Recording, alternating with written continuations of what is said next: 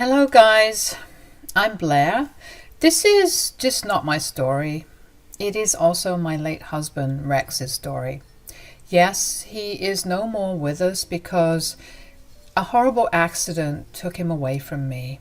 It has been a full year since it happened and I still grieve for him. But I also chose to remember the good days to try and get through life. Today, I've come to tell you this story just to show you how horrible some mothers can be. My mother-in-law, Sherry, wasn't a nice person at all. She is vain, greedy, and extremely entitled. Ever since her husband had passed away, she depended on Rex a lot for money. I wouldn't say Rex was a mama's boy because his mother wasn't the best one around. She was a little controlling and demanded a lot from Rex after he got a good job. He was supporting her in whatever way he could, but it was never enough for my mother-in-law. She particularly hated me because she thought I was taking away what was her share of my husband's money. She created a lot of drama and even accused Rex of abandoning her for me. But Rex had never entertained her too much. Rex and I dated for 3 years and were married for 4. When we were in the 2nd year of our marriage, Sherry had come to live with us for a few months. I didn't like that idea, but I allowed it because my husband couldn't say no to his mother. Her house was under renovation and she used that excuse to step into our new home and stay with us for a few months. Rex had just bought a house and Sherry was extremely mad at him for spending money on us instead of giving her a new house and increasing her allowance.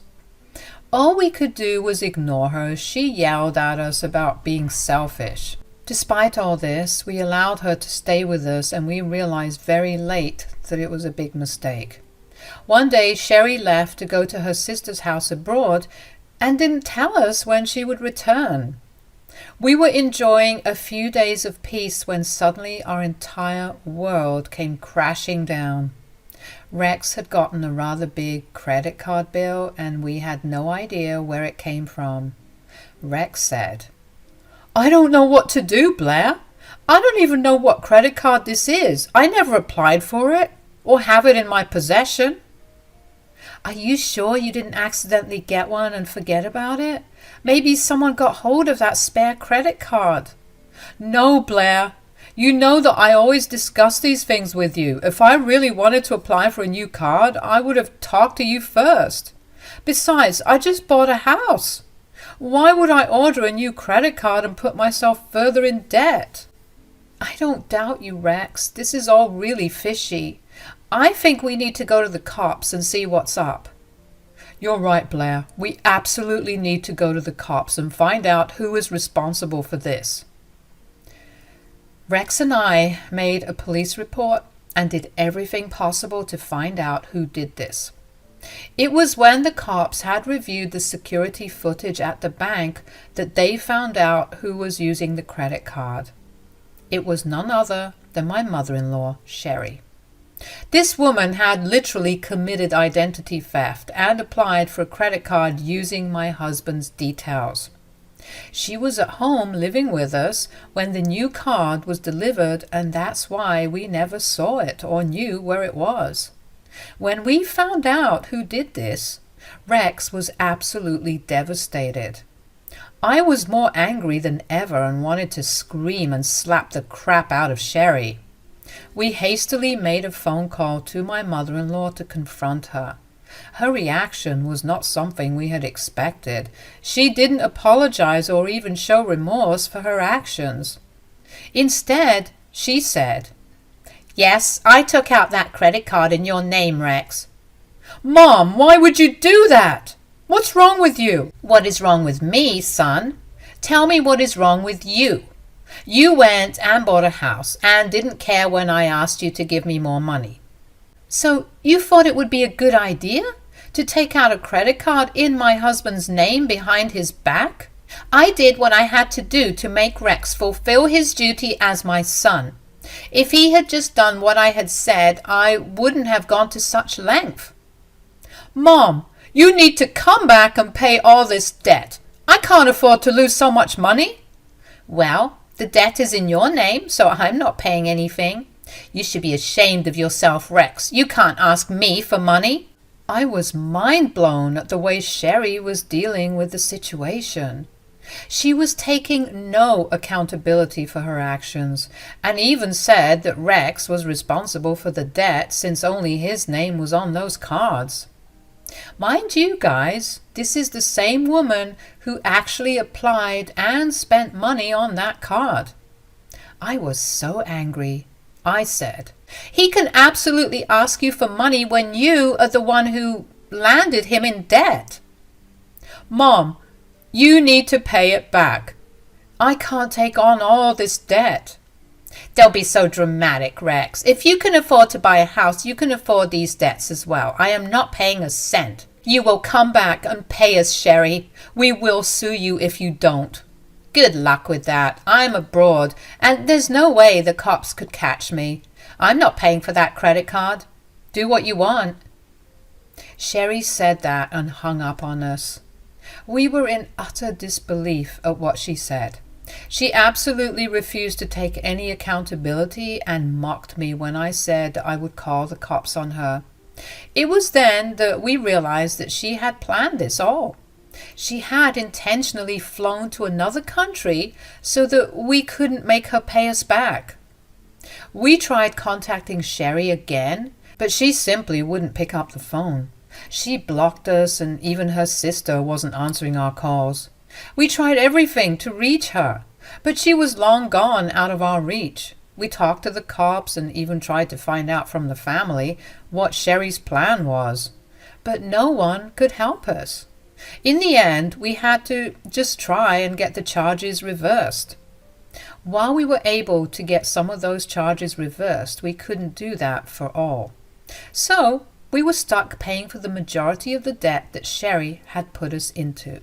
2 years passed, and we still couldn't get rid of all that debt. Rex had debts for his car and college as well, so it's not like he had a lot of spare cash. Things were hard, and he was forced to take up another job. While the house was in Rex's name and he was supposed to pay the mortgage, we soon realized that it wouldn't be possible. So Rex transferred his new house to me, and I started to pay for the house. I also came into some inheritance from my grandparents, and with that, I was able to pay off the house. I offered to help Rex with the debts, but he didn't want to take my money. We had to compromise a lot and had 2 bad years, one after the other, but things would get even worse for us. One day, when Rex was coming back from his second job, he got into a car crash. He was exhausted and fell asleep at the wheel. The crash was horrible, and it landed him in the hospital with pretty bad injuries. The doctors told me point blank that I should not hold on to hope.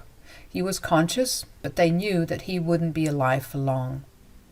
While he was in such a poor state, I still remember him saying, "Can you promise me something, Blair?" "What is it, Rex? Tell me, honey."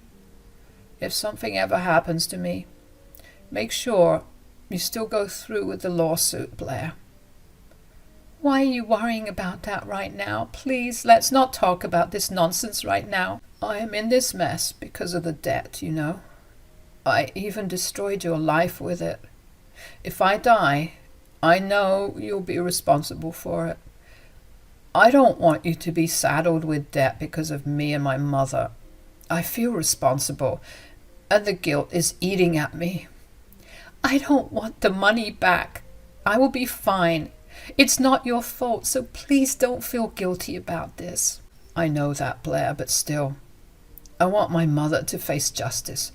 She destroyed our lives with her selfishness and greed. I want her to pay for her actions, even if I'm not here." "You will be here, Rex. We will fight this together. Nothing will happen to you." "We can never know what will happen, Blair. Just make sure Mom doesn't get away with what she did." I promised Rex that I would make sure Sherry faced justice. I was only trying to placate him because I was still holding on to hope that he would survive. But My hopes were crushed soon after. Rex passed away after 2 days.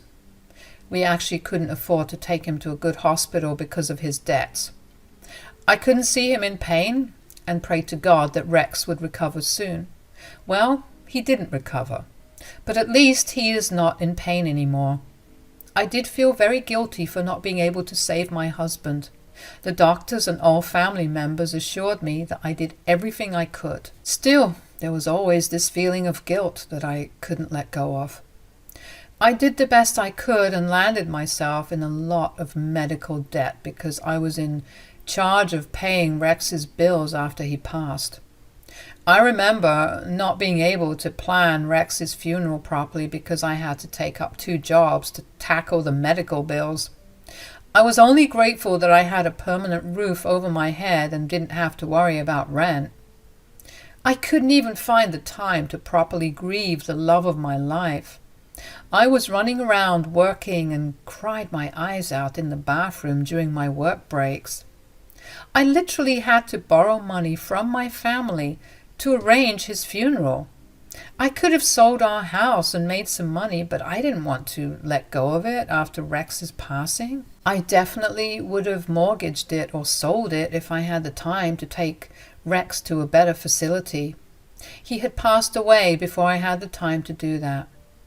During those moments of pain and sadness, I also felt extremely angry at my mother-in-law.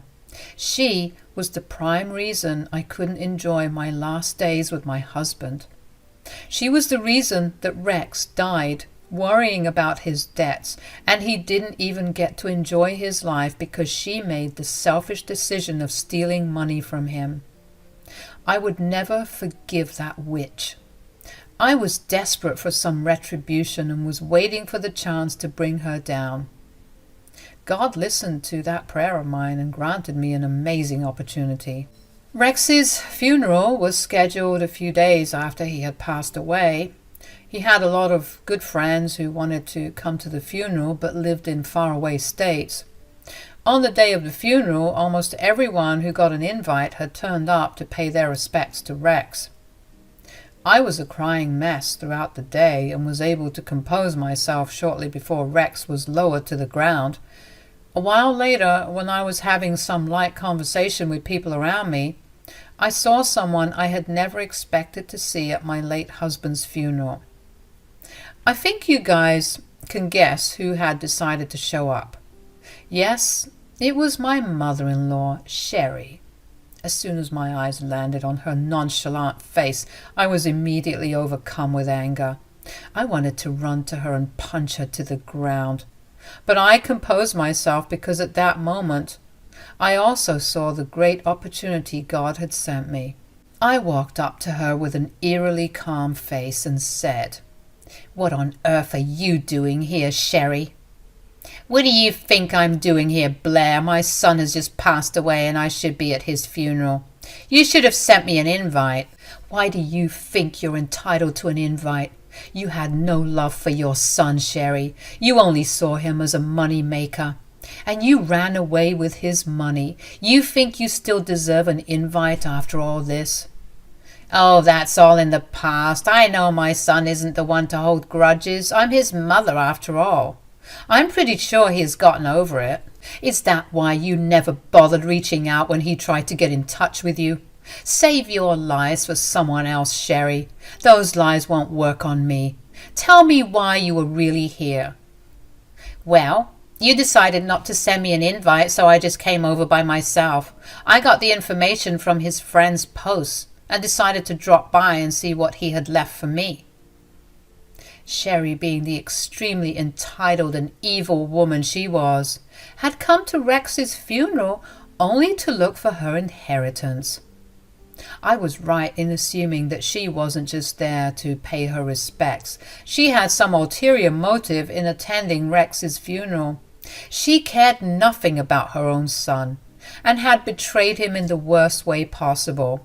But she still had the audacity to think that Rex had moved on and forgiven her just because she was his mother. Oh, she was wrong about that.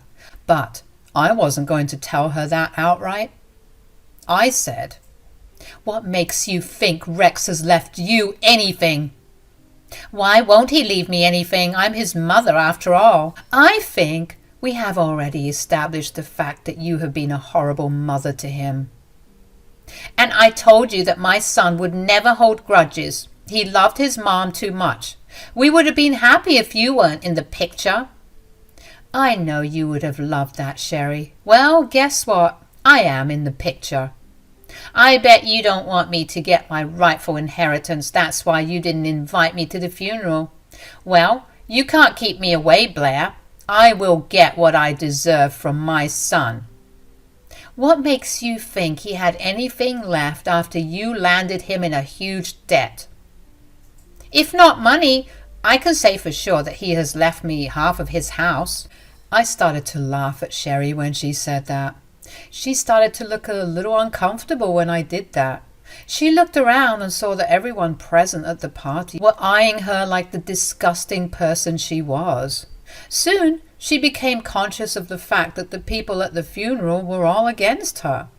Anyone else would have just paid their respects and left as soon as possible. But no, Sherry was determined to get what she thought her son had left for her. And she had assumed that the house was still in Rex's name. I laughed and told her, "Oh, Sherry, you have no idea about anything, do you? The house is actually in my name."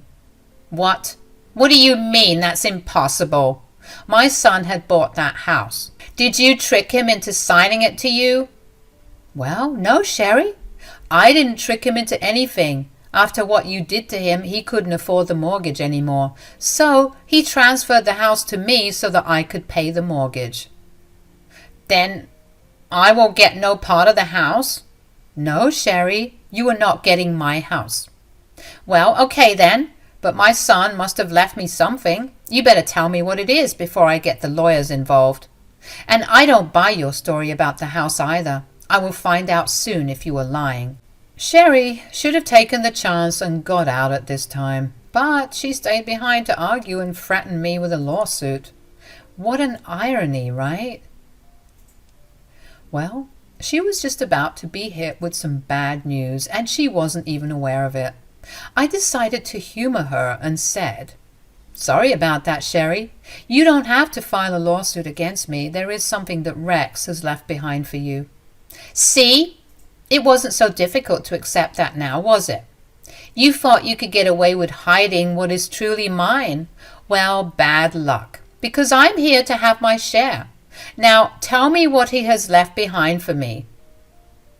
"Do you really want me to tell you what your son has left behind, Sherry?" "Okay then, hear this.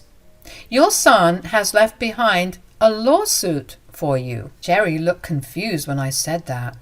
I guess she had really thought that her son would forgive her for everything she did to him, that he was going to forget about her actions and just accept what she did because she was his mother. She actually hadn't considered that Rex had filed a lawsuit against her. This evil woman was on another level. I don't know what kind of mother could be this cruel to their own son. I was very angry, but I also felt good because I knew justice was coming for her. But Sherry was still confused and said, "What are you talking about, Blair? What lawsuit?"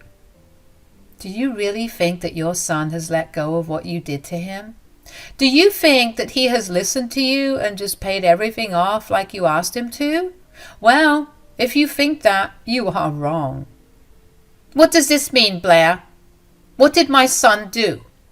"Your son reported you to the cops, Sherry. There is a big lawsuit against you, and there is also a warrant for your arrest." The look of pure shock on Sherry's face was rather nice to watch. I hope Rex watched that too from above and was satisfied with the fact that justice was finally getting served. Telling Sherry about the lawsuit was just the first step. Rex's friends were already starting the process to move to the next step, but only I knew what they were doing. Sherry was just shocked to her core and started to look really panicked. She said, No, my son can't do this to me. This is impossible. He wouldn't report me to the cops." "Well, He did that a long time ago, Sherry, and I supported him all the way. This is what you deserve for betraying us. Now you will be paying back what you owe my husband." "No, I won't pay back anything. My son is dead." "But he left you the lawsuit." "And I will be proceeding with the lawsuit on his behalf. I won't let you go, Sherry. You will be going to jail." The fear and dread on Sherry's face was everything I needed to see before I died. The woman had finally understood that she was in a big mess. She had a big lawsuit against her, and she would be held accountable for her actions. I noticed that she started to shake when I mentioned that she would be going to jail.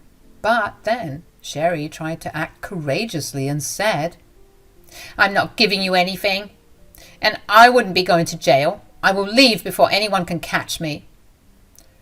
"If that was your plan, Sherry, you would have left a long time ago. It's too late for that now." "What do you mean, Blair?"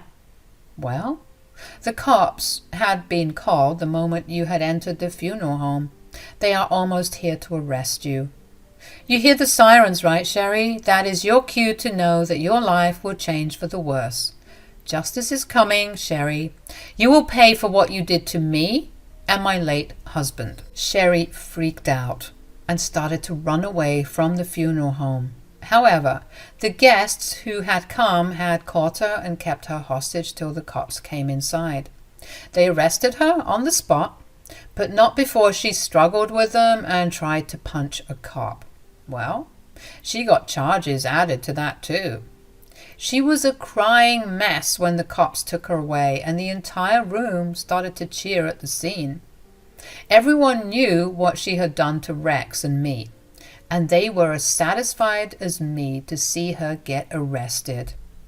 That day, I finally smiled genuinely because I was able to avenge my late husband. I went ahead with the lawsuit after Sherry got arrested. She tried to beg the judge to forgive her actions, but the judge got mad at her and gave her a big lecture. In the end, she went to jail for 6 months and had to pay everything she owed my husband. She cried a lot, even in court, because she knew that her life would never be the same again. I must say that I enjoyed watching as she cried her eyes out and was taken away in handcuffs. No one was on her side, and she had to face it all alone. I gave her a smug smile when she looked at me and let her know silently that I was enjoying the karma she was getting. I have since been able to get all the debts transferred to Sherry. Whatever amount I had got from the court was spent on Rex's pending medical bills, but I still had some amount left. I decided to make a donation to Rex's favorite animal shelter in his memory. My late husband was a man with a heart of gold, and I knew making this donation would be the best way to honor his memory. Things are slowly starting to go back to normal for me, but I still miss my husband dearly. There are still nights when I cry myself to sleep, but there are good days as well. I am just glad that I got Rex his wish of seeing his mother face justice, and I'm sure he is happy that I did it for him. Hello guys, I'm Katie, and my story started when I was quite young. I was 7 when my father passed away from a heart attack. I was too young to remember everything, but I do remember that my father was taken to the hospital and never returned. My mom, Abby, seemed to be in grief, but introduced me to her new man, Tom, just a month after my dad passed away. I was a confused child, but I did know that she was moving things fast. I also remember how my grandparents on my dad's side were constantly fighting with my mom about what she was doing. Looking back, I now realize that my mom was probably cheating on my dad with Tom. Tom became my stepfather when I was 8. I was a quiet child and didn't throw any tantrums, and my entire life changed within a year. My mom suddenly stopped caring about me and focused all her energy on her new man. I could tell you a lot of things about Tom, but then this would become a book.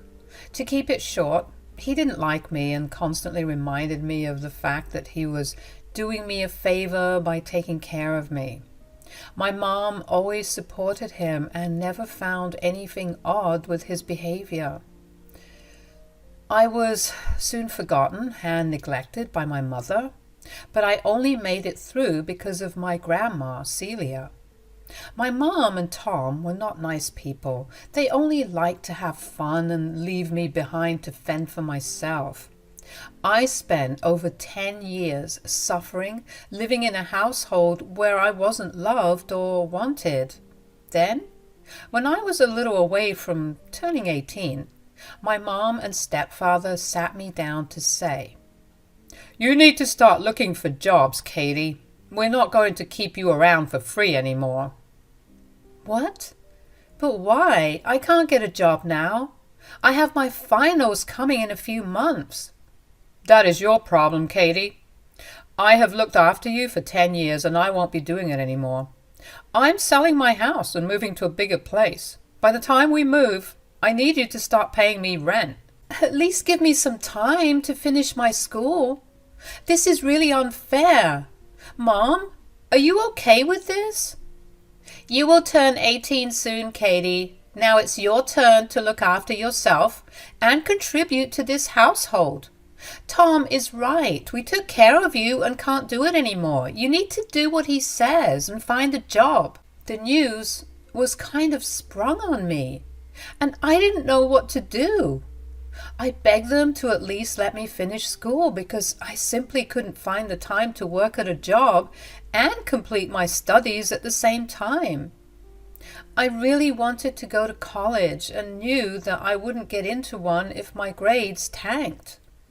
I begged them, but they were adamant that if I didn't pay rent, they would throw me out.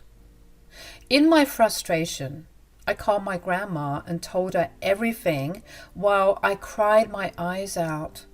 I was scared about what I was going to do, and my grandma was the only one who could calm me down.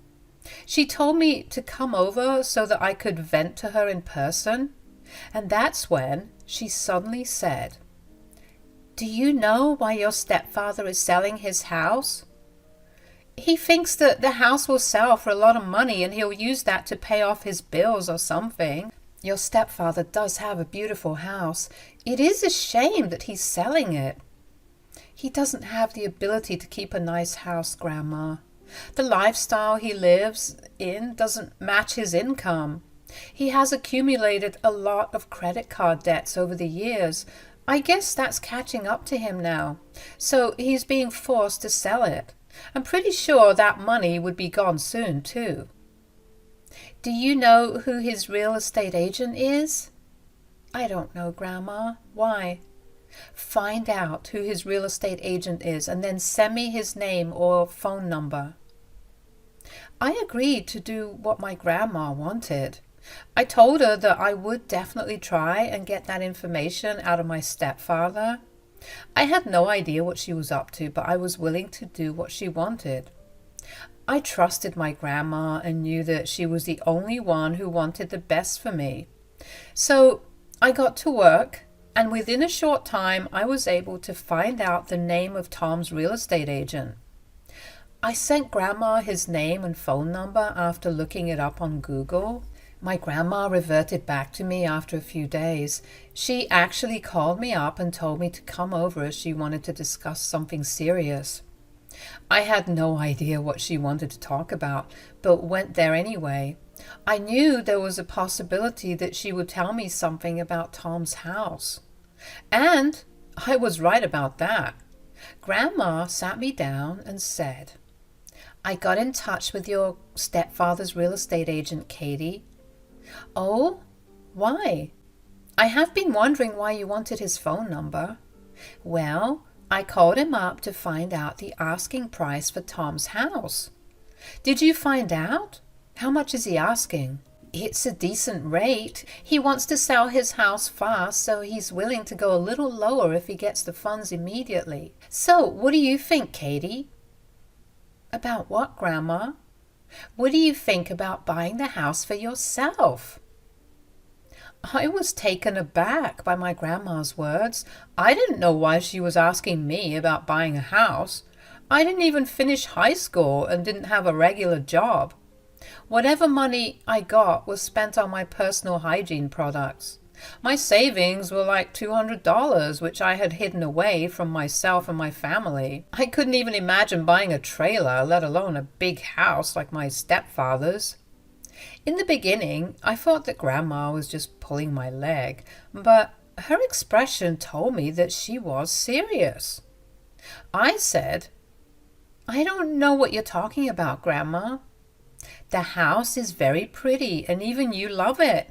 I have seen a lot of houses for sale, and I can guarantee you that this house won't be on the market for long. If you buy it now, you will be able to sell it for a bigger price, even in case you don't want to stay here long term." "But that house will cost a lot of money, Grandma. The price he's asking is low enough for you to afford, Katie." "What do you mean, Grandma? I'm just a high school student. Where will I get the money? I have only $200 in my name." "Well, for now, you have $200, Katie. Soon, you will have a lot more money than that. Way more money, if I may say." "That's impossible, Grandma. I am not going to win the lottery in a few days." "Perhaps not, Katie, but you will gain access to your trust fund after you turn 18. That was entirely new information for me. I had no idea what trust fund she was talking about. As far as I knew, my father and Grandpa hadn't left me anything. My father had apparently given it all to my mother, and my grandfather only had my grandma's name in the will. So I didn't know why Grandma was mentioning the trust fund. I looked confused and said, "What trust fund, Grandma? Who left me a trust fund?" "Your father and grandfather left you a trust fund, Katie. Don't you know about it?" "No, I have no idea what you're talking about, Grandma. Mom always told me that nothing was left to me in either of their wills." "What in the world, Katie? That's not true. You have 2 sizable trust funds waiting for you once you turn 18. "What? I didn't know any of this, Grandma. I had asked Mom, but she always claimed that I got nothing from them. Just some sentimental items that don't cost anything." "Well, she straight up lied to you, my dear." I was completely mind-blown by what my grandma said. She proceeded to tell me some details about these trust funds, and it had a lot of money. I won't be telling you how much money because I think that should remain private, but I can tell you that the money would set me for life. Apparently, these 2 funds were under Grandma's control because both Grandpa and my late father didn't trust my mother enough to let her have control over it. I was in shock when I learned the full extent of what was hidden from me. I was in complete disbelief. At that time, the only thought that was swirling in my brain was why my mother had lied to me about my inheritance for years. I said, "Why did Mom say that I didn't have anything?" "I have a feeling she was trying to hide it from you so that she could access your money and have it taken away without you noticing." "Oh, God, that makes so much sense. This is why she never wanted to discuss finances with me, and always avoided my questions when I asked her to show me exactly what Dad left for me." "Your father was a smart man, Katie. I wish you had met him when you were older. You two would have had a great bond. He loved you a lot, you know. He stayed in that ridiculous marriage because he didn't want you to grow up in a broken home." My heart felt heavy when my grandma was talking about my father. I really missed out on knowing him, but knew that he loved me a lot. I wish I had more time with him, I couldn't even properly remember what he was like. My mother wasn't the best parent, and after marrying my stepfather, she forgot that I even existed. So when I heard these stories about my father, it really made me sad. I said, I wish I had more time with him, Grandma. I don't know why God took him away from me. Maybe if he was alive, I wouldn't have been so alone and neglected. It's all fate, my dear. I know you didn't have the best life because of your mother, but now you have a chance to make things right for yourself. Maybe even have some revenge while you're at it. How do I do that, Celia? Can't you understand why I'm telling you to buy Tom's house? He has threatened to kick you out, right? Give him back the same treatment that he gave to you. Show him that you are not under his mercy. It was then I realized what a great idea buying the house would be. According to my grandma, I could spare the money to purchase the property and have it as an investment home. Tom was giving a good price on the house, and I knew back then why it is a good idea to buy a house when prices are low. Also, the chance to have some revenge made me a little too eager as well. I talked to my grandma about this a little more and then said, You know what, Grandma? Let's do it. So, you want to buy the house? Yes, I would like to buy the house. Investing in a house is never a bad idea anyway. Plus, I can't pass off the lucrative opportunity to have some revenge. Good decision, Katie. If you're sure, I will talk to the agent and stall him for a few days. Once you turn 18, we can open a personal bank account for you, and I will transfer all the money to you. It won't be difficult for you to buy a house once you are of age. Also, please request the agent to keep our identity a secret. I know Tom won't bother to meet with us because he just wants to sell the house and move on, but I don't want the agent slipping and telling him what we had planned. Sure, I will let him know that, Katie. Let's do this. I told Grandma to move ahead with the plan and then return home.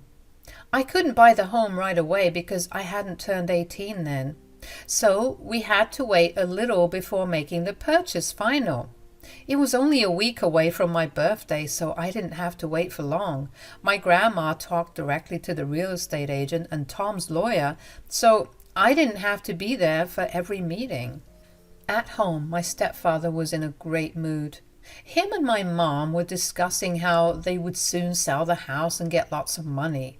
Tom said that he already had someone who was willing to buy the house outright, so he was very happy. They didn't know that I was the buyer. Then, one day, I was walking by their room when I heard them having this conversation. We will be rich in a few days, Abby. My agent has confirmed that the house sale will be finalized soon. I'm so happy, Tom. It's been a long time since we've taken a vacation. We should definitely plan something with that money. Of course, Abby. I'm not going to put that cash in my credit card bills. You already have a separate plan for that. Yes, my dear. Just give me some time. Soon, Katie will turn 18 and she will get access to her trust fund. I already have a joint account with her, so I will have access to the money as well. I will take it out of the account and put it in our names before she notices anything. Yeah, we can use that money to pay off our debts and get a better house. We are also making Katie pay for rent, so we'll have that income as well. We will have an even better life than before, Tom. I simply can't wait for the day to come. I knew that my mother wasn't the best mother on the planet, but I had clearly underestimated just how bad she was.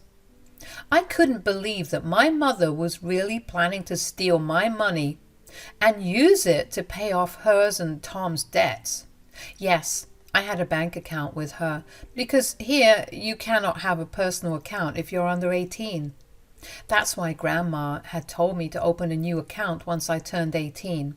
She was also right in thinking that Mom was planning to use the money for her expenses, and she was never going to tell me that I had got an inheritance from my father and grandfather. After I heard Tom and my mother's sinister plan, I went back to my room and cried my eyes out. Somewhere in the back of my mind, I tried to convince myself that my mother wasn't that bad. That hope had kept me sane for the last 10 years. But that night, I knew that she was a horrible woman and didn't deserve to be a mother. She had no problem exploiting and depriving her own daughter to have fun with her second husband. I had realized something else that night. My stepfather was so nasty to me because my mother never protested or stood up for me. Instead, she was instigating him and supporting his behavior towards me. I spent years questioning why my mother didn't love me. I had stopped asking that question shortly before I turned 18. I simply accepted the fact that she and I would never have a meaningful relationship. So let me put the emotional crap to the side and tell you how karma came for Tom and my mother. I turned 18 and signed the papers to acquire Tom's house within a week. We settled the deal completely, and I could now proudly call myself a homeowner. My grandma and I even had a mini party to celebrate this new chapter in my life. Buying the house was just the beginning. I had more plans in store for my mother and stepfather. Even after I finalized the deal and took over the ownership of the house, I didn't tell Mom or Tom anything. I did see them celebrate the purchase by going out for drinks at an expensive restaurant. They didn't ask me, of course, and didn't bring anything home. I wasn't even expecting it. Anyway, that day, when they returned home from their countless trips to the mall, they sat me down and said, "I'm very disappointed in you, Katie. You still haven't got a job yet. Have you ever applied anywhere?" "No, I haven't applied anywhere, Mom. I don't want to have a job right now since my finals are near." "What makes you think that you have a choice? You absolutely need to get a job." "It is not compulsory for me to get a job, Tom." "Well, you have to, so that you can pay rent and utilities." "Why would I do that?" "You are 18, so we are not entitled to take care of you, Katie. We're going to need that money from you because you are not staying in my house rent-free anymore." Tom was reminding me that I was under his roof, and I had to do what he wanted. It had been like 10 days since I turned 18, and they were already demanding that I find a job and immediately start paying rent. When Tom finally told me that he was not going to let me live rent-free in his house, I started to laugh. They stopped yelling at me and were confused by my reaction. Tom's words were hilarious to me because he was still claiming that the house was his. He got angry when I laughed and said, "Why are you laughing, brat? Did I say something funny?" "How can you claim that this house is still yours when you have already sold it?"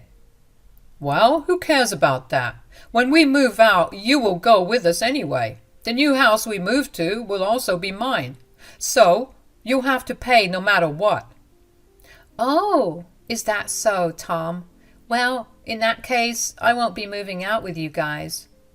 "What? But then where will you stay?" "I can just stay right here. I like this house just fine."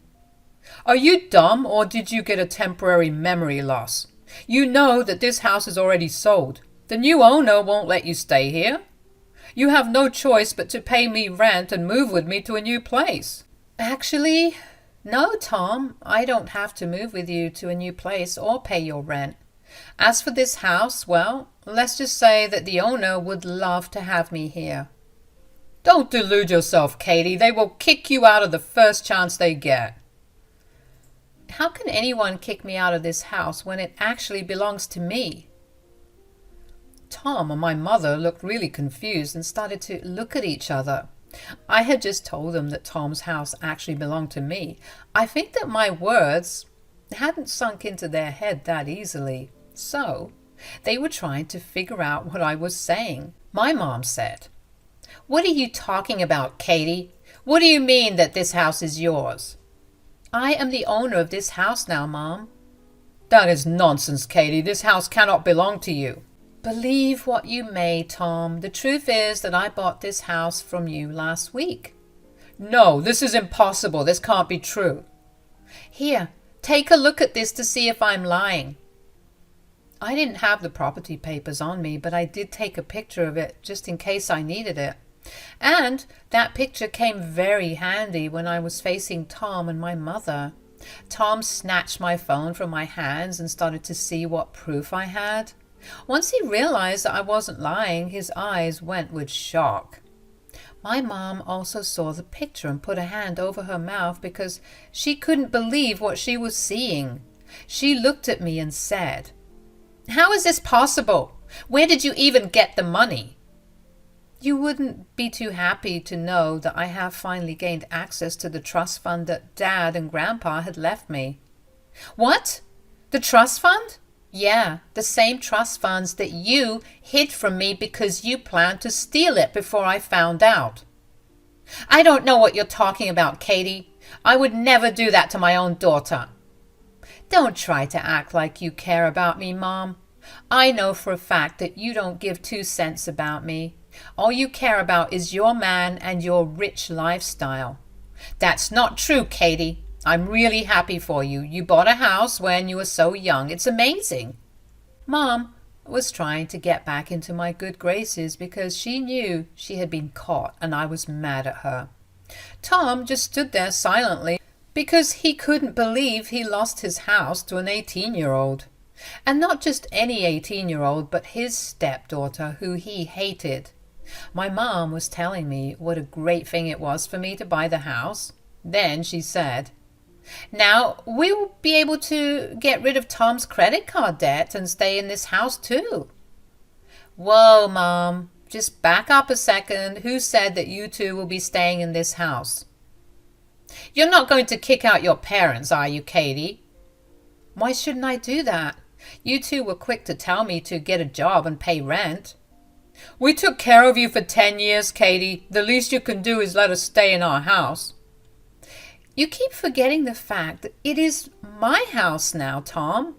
And I believe that you have already signed papers saying that you will move out with my mom within a month after the sale. So you need to start packing because I don't think you can afford to go to court with me. What is this behavior, Katie? Who does this to their own parents? You had no problem neglecting and depriving me for years. Then you had made plans to steal my inheritance. If you can't be a good mother, why should I be a good daughter? I made a mistake, Katie. I'm really sorry. We'll be better from now on, I promise. Let's not hold grudges and begin a new chapter in our lives. I started to laugh at my mom and told her that she was delusional. She kept begging me to let this go and help them out. Tom just stood there looking sullen because he knew that his life was about to change for the worse. I enjoyed them looking miserable and begging for help. But after a while, I didn't even want to see them anymore. I went to my room and shut the door. The month passed by very slowly. Mom and Tom tried to talk to me and make me change my mind about kicking them out. Tom even offered a ridiculously small amount of money as rent if I let them stay with me. I laughed in his face and told him to get lost. Mom tried to emotionally blackmail me, but that didn't work either. I stayed strong and didn't talk to them more than necessary. Eventually, they moved out and are now living in a cramped apartment. My mom and Tom have started to have problems already, and my mom calls me frequently to complain about it. I simply tell her that she made her bed and now she must lie in it. You guys may be happy to know that I did really well in my finals. It looks like I'll be going to a good college after all. Mom and Tom tried to invite themselves to my graduation, but I only allowed my grandma to come with me. She was the only one who deserved this privilege. My mom cried about it, but it didn't even affect me. I am so happy that my father and grandfather left me a trust fund because this means I will be able to go to college debt-free. I'm not planning to go very far because I have to take care of my grandma. She hadn't abandoned me when I needed her, and I consider it my duty to be by her side when she needs me. Her health is declining pretty fast, so I know she won't survive for long. I plan to cherish our last days together and make lots of great memories. Hello guys, I'm Lila.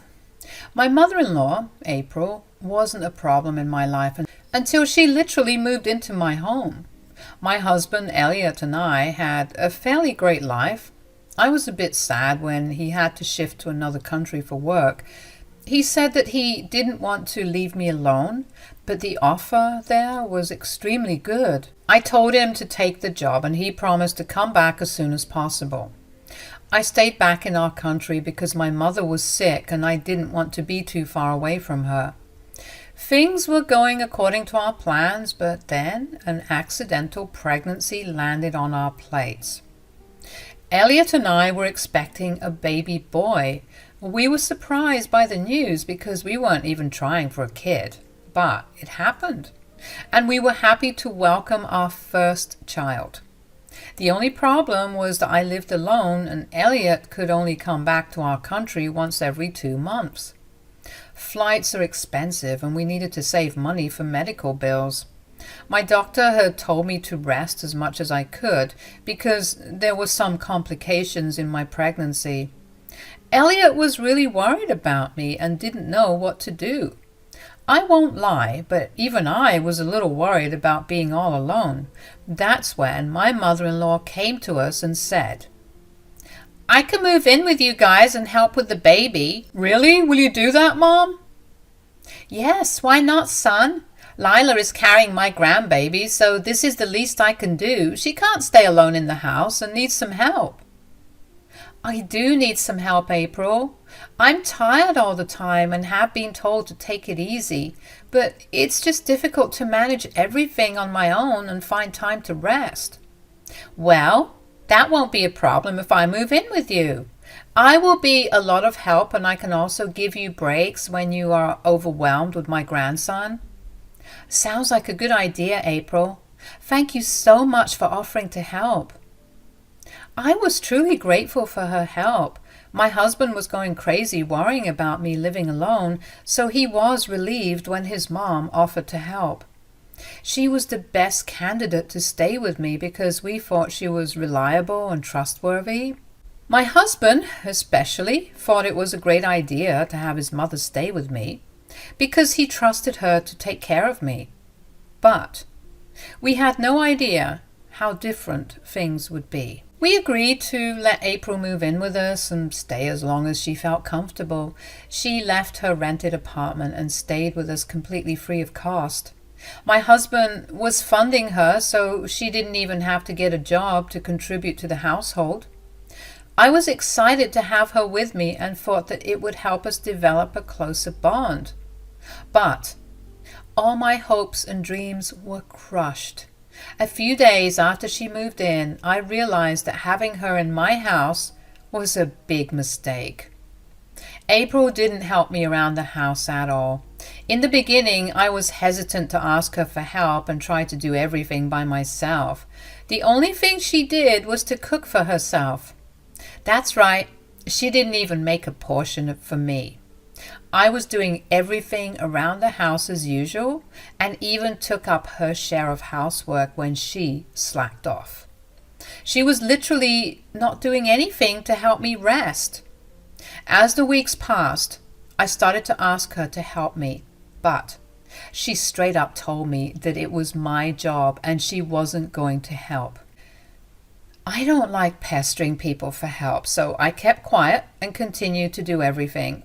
I also didn't tell my husband what was going on because I knew he would get worried. Whenever he was home, April would make a big show of doing chores, so Elliot thought that I was getting the help I needed. However, April wasn't helping me out at all when he was gone. A mix of pregnancy complications and not getting enough rest led me to have premature labor. I was also bleeding profusely and was rushed to the hospital after a very difficult labor during which they thought I might die. I was able to have my son. Elliot missed his birth but was scheduled to fly in the next day after he made an emergency booking. The next morning, I was trying to get some sleep when April noisily came into my room and woke me up. I was a little groggy but didn't say anything because I had just woken up. April kept talking about God knows what, and I ignored her to concentrate on getting my bearings back after being woken up so rudely. My head went clear when April said, "So, when can you go home today? Are they preparing your discharge papers, or should I talk to them?" "I literally just gave birth. I can't go home right now." "What? You still have to stay here? But you have already spent a night here. Do you have to stay here today as well?" "Yes, April, I have to stay here today as well." "That is not going to work. You need to tell the doctor to let you go home today." I was super confused about what April was saying. She was telling me that I needed to go home that day and even insisted that I ask the doctor to make me leave early. I had literally given birth the previous day and almost died from childbirth. But April was hurrying me to go home instead of staying at the hospital and recovering from the birth. I said to her, "Why would I do that, April? I'm still pretty weak, and there is a big reason why the doctors are keeping me here." "Oh, please. Women give birth all the time. You aren't special. You don't have to stay here and have a mini vacation." "Does it look like I'm having fun here? I almost died. So no, not every woman goes through what I did. I'm not going to jeopardize my health by going home early on your request." "But you can't be here for so many days, Lila." "Why the hell not, April? You have too much to do at home. Who will do all the work?" "What do you mean, April?" "You know that the house needs to be clean for the baby. I clearly remember seeing dirty dishes in the sink before we came here. There is so much work at home, Lila." I was trying very hard to process what my mother-in-law was saying. She wanted me back to the house because she had expected me to do the house chores. This woman hadn't even bothered to wash the dishes we left in the sink and expected me to do it. I was in utter disbelief and said, "I was on my deathbed just yesterday. Do you really expect me to go home and do the dishes, April?" "Yes, why not? Who's going to do the dishes? You don't have a maid or a housekeeper." "Woman, you are insane. I can't be doing anything and need complete bed rest for at least a month." "What? A month? You are seriously milking this, Lila. You don't need so much time to recover. You need to stop being such an attention-seeking woman. You are fine. Doing the dishes won't kill you." I was extremely irritated because April was being obnoxious and insensitive again. I was already pretty tired of dealing with her. She was being a big nuisance and wasn't of any help even before I gave birth. I was high on hormones and my patience was running thin. I snapped at her and said, "Maybe it will kill me, April. I got into this situation in the first place because you refused to help me with any of my house chores. You could have easily cleaned up the house while I was here." "Why would I clean your house, Lila? It's your job, not mine." "You moved in with me with the sole purpose of helping me out. Now you're saying that it's not your job." "I never said I moved in to help you out. Why would I help you? You are a grown woman and pregnancy isn't a reason to slack off on your duties." "If that's what you thought, why did you move in with me?" "Oh, I just wanted to be around my grandbaby. I'm actually here for him, not you. I have no problems taking care of him, but I won't be doing your work for you." What's the point of moving in with us then? You can just leave and go back to where you were. Why would I do that? My grandson needs me, and eventually my son will need me too when he comes home. Who will take care of them when you are so hell-bent on being a lazy woman? If you have any shame, you will tell the doctor to discharge you early so that you can get back from work. I was pretty irritated by April's stupid demands. What she was asking of me was completely ridiculous. She had no regard for the fact that I could have died with the amount of blood I had lost. I could barely move even after one day, and she was still telling me that I needed to go home and start on house chores. I told her that I wouldn't be doing any of that, but April wouldn't let it go. April never stopped talking about me going home. She kept irritating me and escalating her behavior when she saw that I wasn't relenting. She was yelling at me and calling me all sorts of names like lazy, attention seeker, opportunistic, etc. I was also informed by my doctor that she had tried to talk to him and force him to sign discharge papers. My doctor and a few of the nurses let me know that I could easily kick my mother-in-law out if I wanted. I held strong because I knew that ultimately I had to deal with her after I went home. But I lost my patience when she said, "You are making a big mistake, Lila. Your house is a mess, and it is no place to keep a baby. In that case, you need to go back home and start working on it. You need to help out too if you plan to stay with us.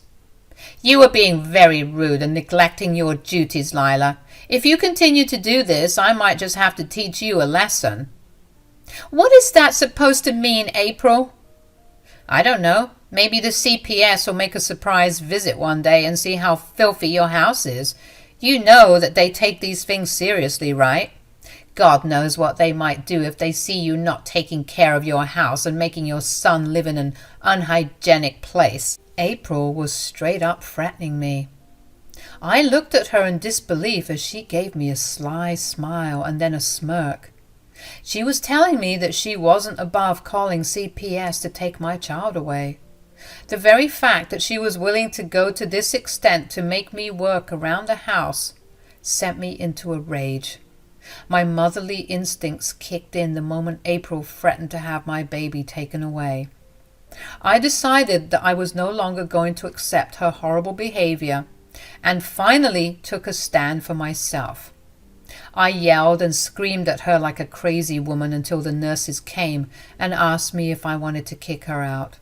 I told them that yes, I didn't want April anywhere near me or my child anymore.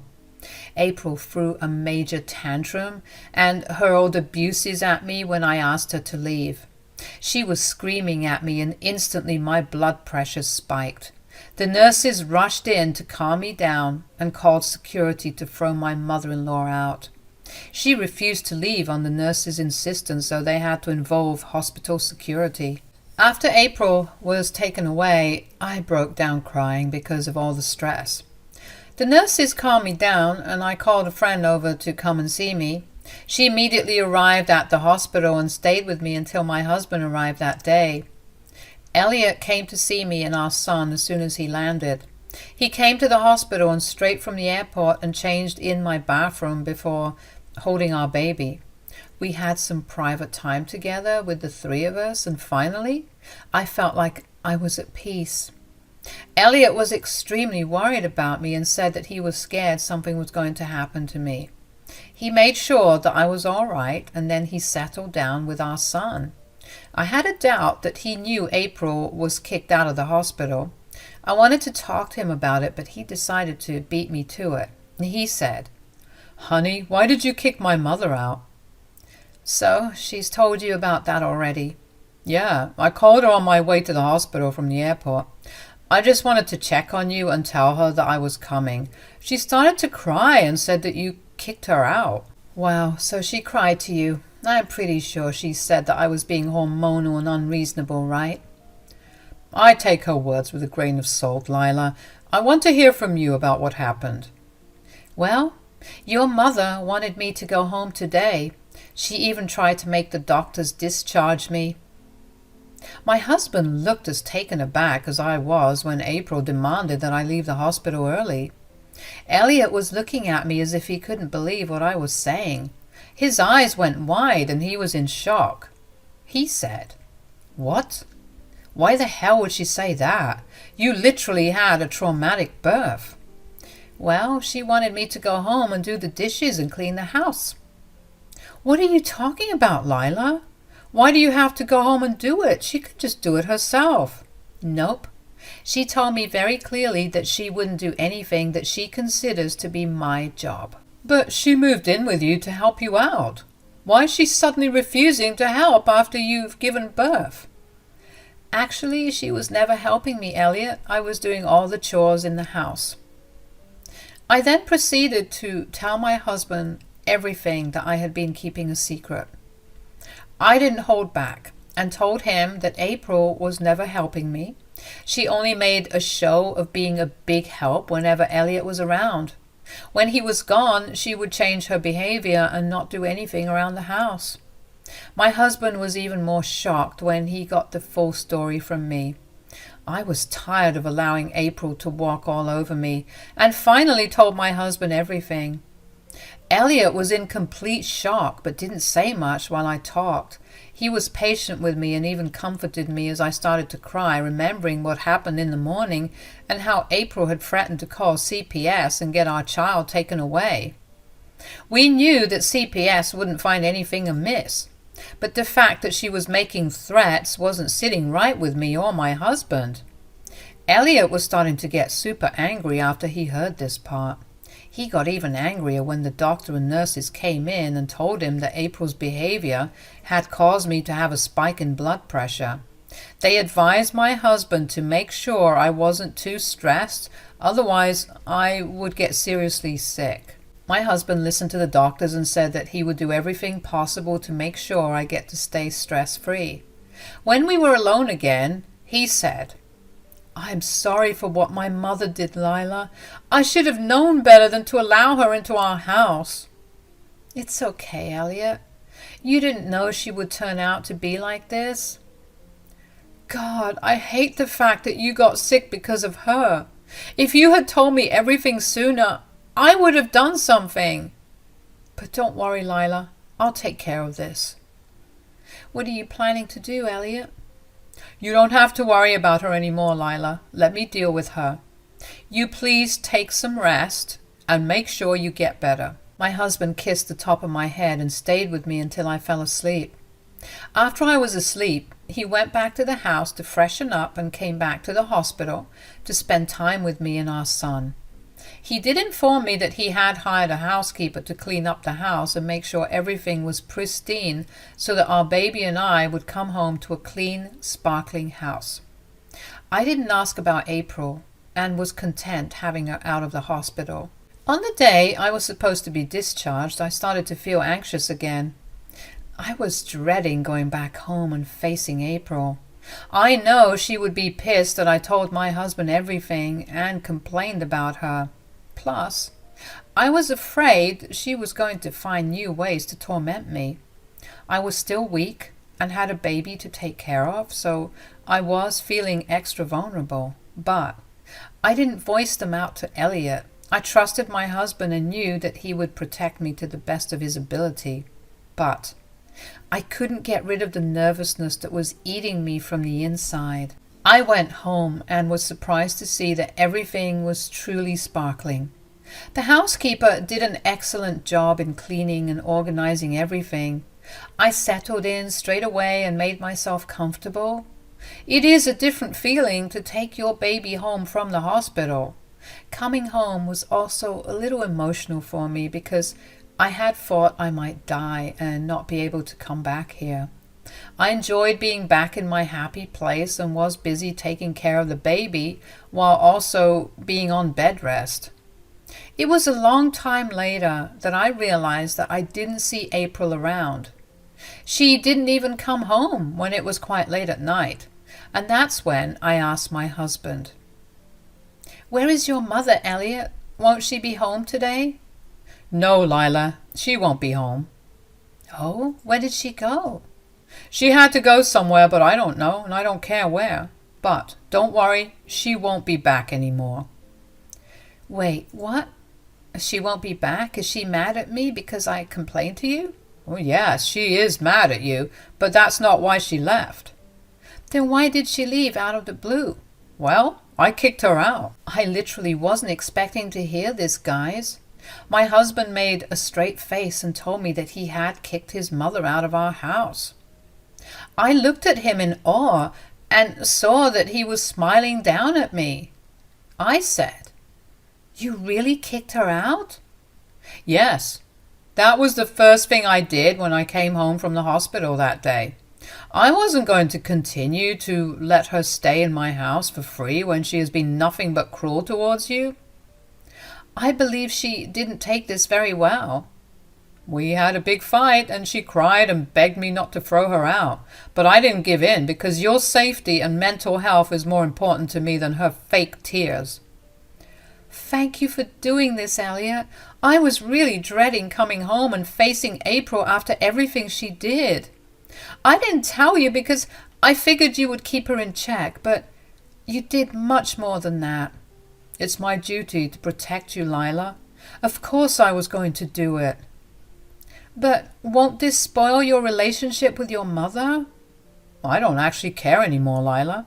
As I said, you mean more to me than her. Besides, I have already told her that we won't be in contact with her from now on. You don't have to face her or talk to her in the near future, Lila." I was glad to hear that Elliot had also decided to cut her off. I had been thinking about going no contact with her, but I was going to let Elliot stay in touch. But my husband had beat me to the plan, too. He has told his mother that he won't be keeping in contact with her anymore. Sure, my son was going to miss out on one grandma, but he is better off without her. April did reach out to me after I came home from the hospital. Since Elliot had kicked her out, she had nowhere to go, and was surfing couches at her relatives'. No one was happy to host her and were exceptionally angry at her for being so cruel to me. I am actually pretty well loved by almost all family members on Elliot's side, so when they found out about what April did, they were furious with her. April was blaming me for ruining her relationship with her son, keeping her grandson away from her, getting her kicked out, and spoiling her reputation in her family. However, I simply said that this was all her own doing and I wasn't responsible for her horrible actions. She sent me a bunch of nasty texts which I forwarded to my husband. Elliot took care of the problem with April. He was so mad at her and he said that he didn't want to contact her ever again. April was getting desperate to get back in contact with her son, so she changed tactics and begged me for forgiveness. It was nice seeing her grovel after what she had put me through. I didn't forgive her, though. She kept texting, calling me, and I didn't even bother to send a reply or pick up the phone. Eventually, she stopped, and maybe started to harass Elliot again. My husband never let me deal with April's drama again, just like he had promised. He also got a transfer back to our country, and now we are living together like we did after we got married. Our baby is going to be a year old very soon. Time flies. And it was a magical experience watching my little one grow up right before my eyes. Sometimes I feel sad that I couldn't enjoy my pregnancy, but I am grateful for what I have right now. And I am happy that April is no longer in our lives. Hello there. I heard that you guys like some revenge stories here. Well, I have one for you, and it's about my mother-in-law, Nicole. I am Macy and my husband is Adrian.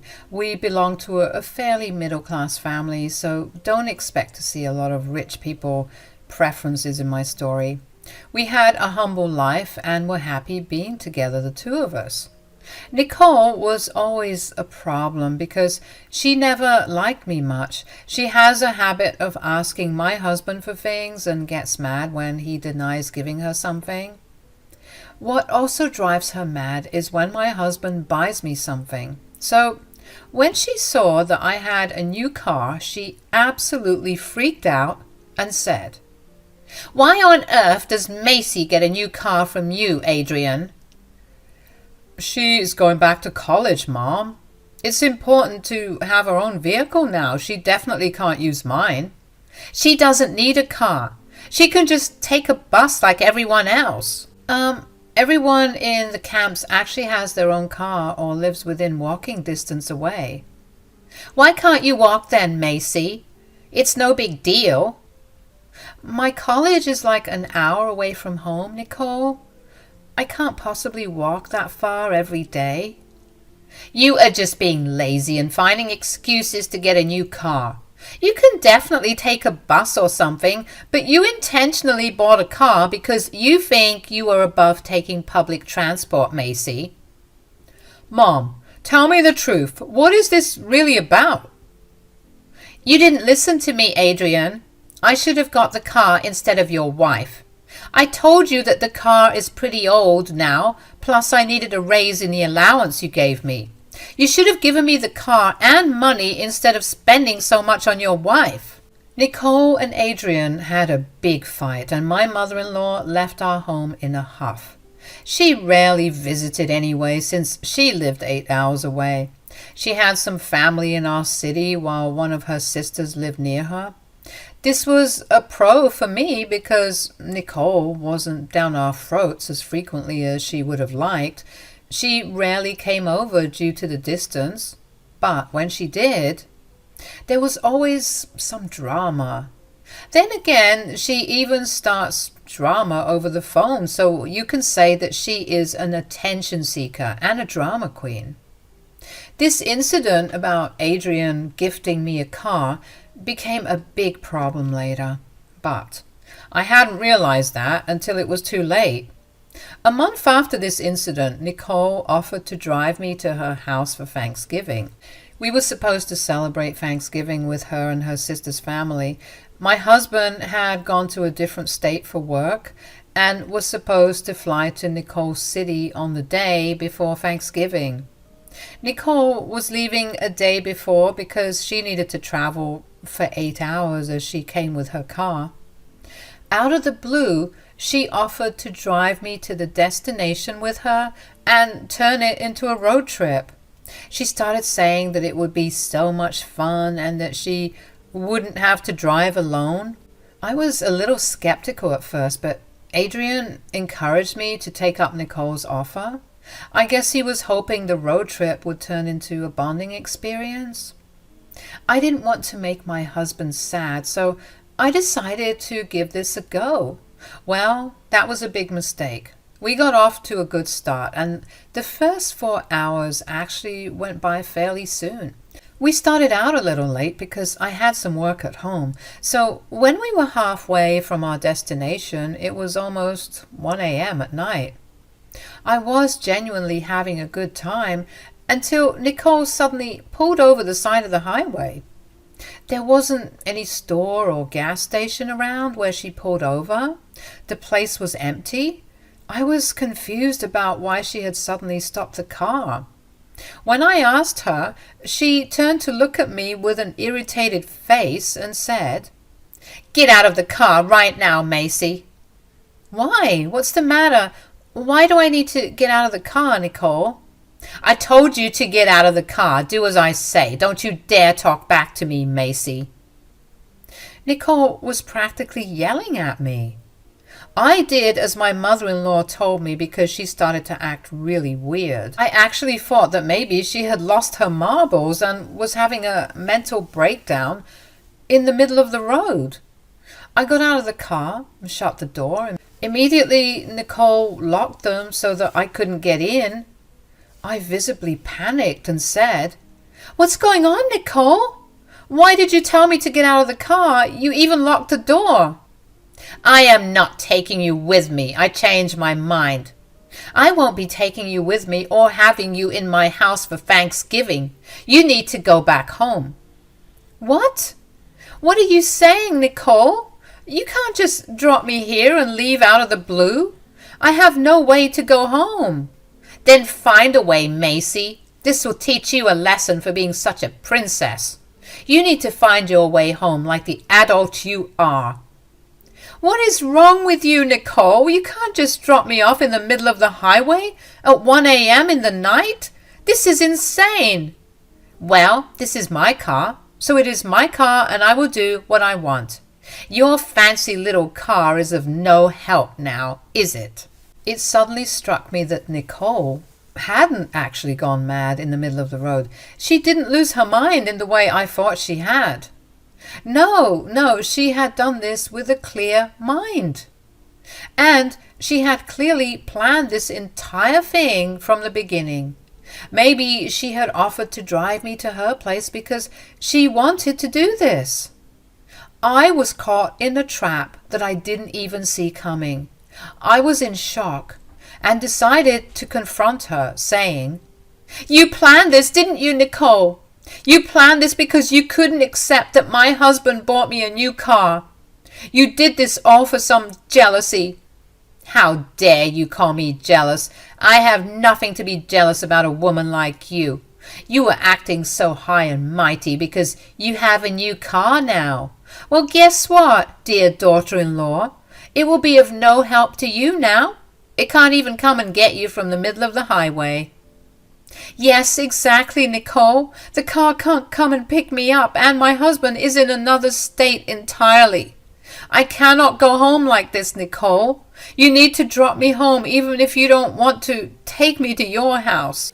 I was practically begging my mother-in-law at this point. Yes, there were a lot of cars on the highway, but I also know what happens to hitchhikers when they come across the wrong people. Did I mention that it was 1 a.m. at night? This was a recipe for disaster, and no one in their right mind would do this to someone. But my mother-in-law was built differently. She absolutely had to teach me a lesson because she couldn't stand the fact that I have a car and she doesn't. I was mad at her, but decided to forego my anger for a moment and beg Nicole to take me home. But she laughed at me and said, "You think I will drop you home, which is like 4 hours away? Oh, hell no, Macy. You need to find your own way back." "But how will I go back, Nicole?" "I don't know, Macy. Maybe take a bus like you should have in the first place. That'll teach you to be humble and live like the rest of us." "You are being delusional right now, Nicole. It is not safe for you to leave me in the middle of the road with no way back." "Tell that to someone who cares, Macy. You think you are such a big shot because you're going to college. Well, use that intelligent brain of yours and find a way back. I am going home and I don't care what happens to you. Don't try to call me because I won't pick up. My battery is about to die anyway." Nicole said that to me and just left. Yes, my mother-in-law actually left in her car while I stood on the side of the road looking absolutely dumbfounded. She drove off happily and even told me not to contact her. I was just baffled by what she had done. I stood at the side of the road for a good half hour, trying to figure out what I should do. I must admit that I was also hoping that Nicole would realize that she shouldn't have done this and come back for me after tormenting me for a while. Well, I had no such luck. The mad woman was actually serious about what she did and wasn't going to come back and rescue me from the road. I didn't call my husband straight away because he was in another state and I didn't want him to freak out when I knew he couldn't do anything. So I waited and tried to get a cab, but I had no such luck with a cab either. The network was choppy and I couldn't get a signal to find a cab or even make a call. After like 45 minutes, I really started to get worried. Too many cars and trucks passed by me and the drivers were eyeing me suspiciously. I was feeling extremely unsafe and scared for my life. When I thought that I was going to lose my mind, a cop car pulled up. It was actually highway patrol, and two nice officers were in the car. I explained my situation to them, and I actually cried out of fear. I said, "I don't know what to do now, officers." "Why don't you go to the nearest train station? Taking a bus or hitchhiking a ride this late wouldn't be a good idea. A train would be safer since a lot of people are coming back from Thanksgiving fairs around. I think it would be the best option." "Can I get a direct train to my home from the train station?" "No, but you can get a train to where your mother-in-law stays. If you have any family members around that area, you can always stay with them for the night." "Actually, I think that's a great idea, but how do I even get there? Will I get a bus?" "I don't think so, miss. Catching a bus this late might be a problem, but we can drop you off at the train station if you want." "That would be perfect, officers. Thank you so much for your help." I got in the police car and the cops took me to the nearest train station, which was only 15 minutes by road. When I reached the station, I was surprised to see a good number of people waiting to board the trains. It was way safer than being stuck in the middle of the highway with no signal on my phone and no way to get back home. Once the cops dropped me off, I thanked them profusely and they went about their way. I will never forget their help because they were like God sent on that day. I was really freaking out on the side of the highway and scared for my life when the two cops came and helped me. While I was at the train station waiting for my train, I thought about a lot of things. I was super angry that my mother-in-law had done something so stupid and horrible to me. I couldn't actually believe that she would do something like this to anyone, let alone her own daughter-in-law. I know she hated me, but seriously? Who leaves a woman alone on the highway so late at night? I was really shocked, and slowly, when my mind settled a bit, I was overcome with anger. I had initially thought about going to Adrian's aunt that night. I would have stayed there and then left the very next day, but I was boiling with anger and didn't want to leave so silently. I wanted to do something to show Nicole what it feels like to be in my position. I noticed that by train I would be able to reach her house before her. Boy, I had forgotten how convenient trains were. I would be there at Nicole's place in an hour.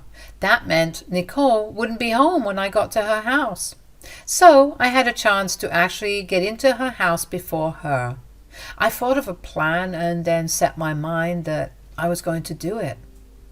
I boarded the train, reached my destination, went to Nicole's house, and got into the place before she could come home. How did I get in? She had stupidly told me and Adrian where she hid her spare keys. I found them right where she told me I would find it. I tried to call Nicole and see where she was, but as predicted, her phone had gotten switched off because it was an extremely low charge. This gave me the perfect setting to do what I wanted to do, so I got into the house, locked the doors, and went to sleep. You can see where this is going, guys. Yes, I locked Nicole out. When she got home, she must have realized what happened. She couldn't get into the house, and I didn't respond to her banging on the door. She couldn't call me or anyone because her phone had died, and it was 4:15 a.m., so it's not like she could just wake her neighbors for help. So she had to sit on her front porch for the rest of the night and was only able to come inside when I woke up and went out to get some fresh air. The look on Nicole's face when I opened the door was priceless. It was already past 7 a.m., so she had been sitting out in the cold for at least 3 hours. When I finally opened the door, she started to scream at me and said, "What are you doing here? Didn't I tell you to go back home?" Well, I didn't find any means of transport to go home, but I did take a train here. 2 kind officers drove me to the train station. They had some not-so-nice things to say for you, though. "Who told you to come back? This is my house, and how dare you lock me out of my own house?" Oh, pardon me, Nicole. I really forgot that I had put the hatch bolt in. I shouldn't have done that, I guess. How did you even get into my house? You told me and Adrian where you left your spare keys. That isn't a smart thing to do, Nicole. How dare you do this to me, Macy? I was locked out of my home for 3 hours in this cold. How could you do this? I will get to the bottom of this, Macy. Just wait for my son to come home. Nicole hurried to her room because she was already very cold and tired from the drive. Taking an 8-hour drive and then coming home to a locked door was a tough thing to get through. Nicole was suffering because of it, and I didn't even care. I was happy that she got to experience a little bit of what I did for almost 1 hour on the highway. She could have gotten me killed. At least I taught her a lesson in a safe space where she knew the people around, and her own sister lived a block away. I wasn't as heartless as her, at least. Anyway, Nicole didn't have the energy to throw me out at that time, so I happily went about my way, taking a stroll in the garden, waiting for my husband to come home. I guess Nicole was waiting for Adrian to come home too. Adrian came home and was super happy to see me. We hugged only for a few seconds before my mother-in-law came storming towards us. She started to cry out of the blue and said to my husband, "Thank God you're home, Adrian. I really needed you." "What's the matter, Mom? Why are you crying?" "Your wife is the reason I'm crying, Adrian." "My wife? What are you talking about, Mom? What did Macy do?" "She got into my house before me and locked me out of my house, Adrian. I was in the cold for 3 hours before she opened the door." "What? What are you saying, Mom? Macy, why did you lock my mother out?" "I arrived home before her and went to bed. I didn't hear her knocking, and she didn't call me either. I guess I was in a deep sleep." "Wait a second. Why did you say that you had arrived before my mom? Didn't you two drive here together?"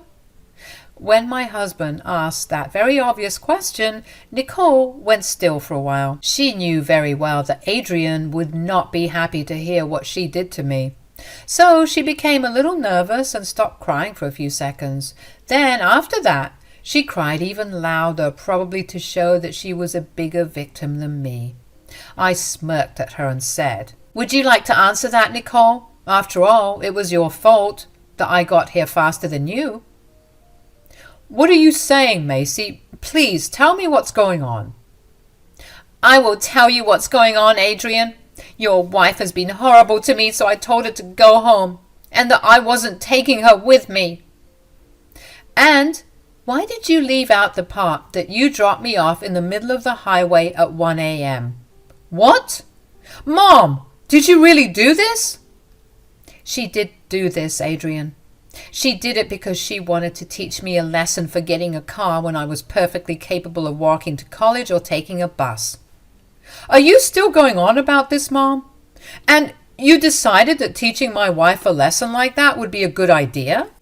Well, she had it coming for being such a snob about taking the bus to college. I simply wanted to show them that it's not such a bad thing." Nicole tried to play it cool because my husband was pissed. He started to raise his voice and was in disbelief that his mom would be so careless and plain evil. He yelled at her, and instead of accepting her mistake, Nicole tried to make it seem like it wasn't a big deal. Well, that rightfully set off my husband, and he said, "What is wrong with you, Mom? How could you do this to my wife? You left her at an extremely unsafe place when I trusted you to take her home. What if something had happened to her?" "She's fine, Adrian. Nothing happened to her. She was only there for an hour before some cops dropped her at the station. You should be more worried about me because I was out in the cold longer than her." "You were just making this worse, Mom. Something could have easily happened to my wife, and she wouldn't even be able to call for help. God knows what she would have done if the cops hadn't arrived. As for you, Mom, your sister lives like a block away. You could have just gone to her house. How can you compare a highway to your own neighborhood?" Okay, fine. Maybe it was a bad idea, but Macy is okay, so everything is good." "No, everything is not good, Mom. I will not ignore what you have tried to do to my wife. Do you really think that I will let this go so easily, Mom? Well, what do you want me to do? First of all, I would like you to apologize to her because of what you did. What? Fine, I'm sorry, Macy. I don't want your apology, Nicole. You put me in an unsafe situation because I got a new car, but you didn't. Your childhood tantrum could have landed me in big trouble. After today, I don't want any contact with you anymore. I agree with my wife, Macy. I think we should both limit contact with you for a while. In fact, we won't stay for Thanksgiving here. I won't be thanking you for leaving my wife stranded on the highway. That's not going to happen. Nicole started to freak out when my husband mentioned having no contact with her for a while. She was crying and telling us that we were overreacting and everything was fine. She didn't even care to plead her case about me locking her out. She realized that it was nothing compared to what she had done to me.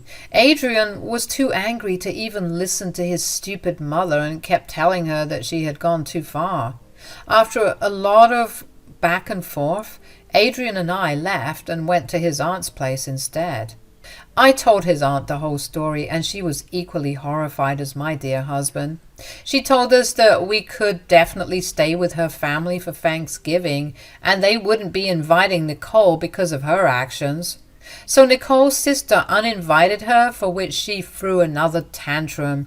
She even showed up to her door to try and negotiate. Well, it didn't help her case.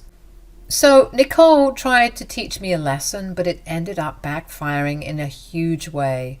Not only did I lock her out of her own home, but also told everyone what she had done to me. No one actually sided with her and told her that they were disappointed with her. Adrian was firm in his words that he wasn't going to be in touch with her for a while. I was glad about that, because I didn't want to deal with Nicole after that day either. Anyway, it's been a long time since Thanksgiving, and I am writing this from the comfort of my home now. My husband and I are having a great time without Nicole creating drama, and it looks like we will be making the low contact with Nicole a permanent thing from now on. Hi, I'm Elora. I'm sure I will have some readers who have a lot of allergies. Well, I'm someone who has 12 allergies in total. Yup, might sound crazy to some, but it is what it is. I genuinely don't have much problem with food because I am a good cook and can make amazing dishes with substitutes. So that wasn't a problem for me when I was older. My problem was with people who didn't take my allergies seriously. I can remember more than one incident when someone hadn't taken my allergies seriously and it had landed me in a hospital. Thankfully, most people around me weren't that dismissive or ignorant. I'm telling you all this because it is important to my story. My husband, Brian, has his mother, Harper, and sister, Riley. His father passed away when he was in school, and after that, he sort of became the man of the family. I find these concepts ridiculous, but whatever. Different families operate differently, I guess. The problem was that Harper and Riley didn't like me at all. They resented me from the very beginning because they thought I was a threat to their relationship with Brian. I seriously haven't done a single thing to deserve this treatment, but it was what I got. Even after Brian and I got married, they didn't become comfortable with me. I stopped trying to have a close relationship with them, and eventually we became distant. I must admit that I didn't think they were a big problem because Harper lived 2 cities over, and Riley stayed with her husband. Riley and her husband lived in our city, but we didn't keep in contact a lot. We were happy being the 2 of us. But one day, my husband sat me down and said, "Hey, would you mind if my mom moved in with us?" "Why? What happened, Brian?" "Her landlord is selling the property, so he kicked her out." She tried to find a place to stay, but she couldn't afford the rent anywhere else. She asked me if I would let her stay since she wanted to live closer to us anyway. Oh, I see. Well, I don't have a problem, but please don't let her be too snarky with me. I will keep that in mind, my dear. Don't worry, I won't let her be mean to you. Okay then, you can tell her that she can come stay with us. My husband thanked me for being cooperative and told his mother that she could stay in our home. We had the space, so that wasn't an issue. Was I thrilled about having Harper in my home? No, but I didn't want to leave her homeless. I'm not that heartless, guys. I thought I could always talk to my husband and ask her to leave if she acted up or caused problems. With that logic in mind, I allowed her to stay with me. Oh boy, that wasn't the right decision because this woman was absolutely crazy. I had no idea the extent of my mother-in-law's hate for me until she came to live with us. Initially, we started off without a problem, even though she was a bit cold towards me. But soon, we started to have problems. First of all, she was living with us for free and didn't even pay utilities.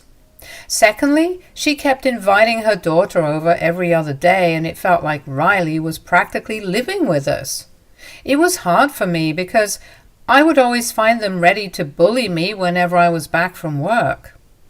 Brian tried to talk to his mother and asked her to tone down this behavior. However, Harper just did what she wanted since he worked long hours and couldn't keep an eye on her 24/7. Just a month into her stay, I was already tired of her. The biggest problem we had was Harper being dismissive of my allergies. We had sat her down to tell her some ground rules about the food we had. It was about my allergies and how she needs to be careful with certain foods around me. I can't eat a variety of foods because of my allergies, and I can get a reaction even through cross-contamination. So Brian and I gave her a list of my allergies and said, "You need to limit bringing these things into our house, Harper. You can eat it if you want, but make sure it is not in the fridge. If you want to cook something with these ingredients, make sure to scrub everything clean and leave no chance for cross-contamination." What the hell, Elora? There are 12 items on this list. No one has these many allergies. Well, I do, Harper. People can have even more than a dozen allergies. It's not common, but we exist. I don't believe it, Elora. You're just being controlling and a drama queen. It's impossible to have so many allergies. Mom, that's not how allergies work. Elora really cannot eat these things. We're not banning you from having them. Just make sure you clean everything later so it doesn't get into her food. This is nonsense, Brian. You know this is all a lie. Your sister only has one allergy, so you should know that people can only be allergic to one thing. Your daughter's case is not applicable to everyone, Harper. Look it up if you want. I am also allergic to shellfish, but it's not the only allergy I have, as you can see. I still don't believe you, Elora. You're only doing this because you want me to clean your kitchen for free. All this dealing with your allergies is just your attention-seeking behavior coming through. Mom, stop it. You will not talk to my wife like that. We're being pretty reasonable here. You have no right to call my wife names for having allergies. You will follow our boundaries if you stay in this house. This is a serious matter, and I need you to treat it like that. My mother-in-law tried to argue and told Brian that she didn't know anyone who had multiple allergies. She said some weird stuff about allergies that would make a doctor faint.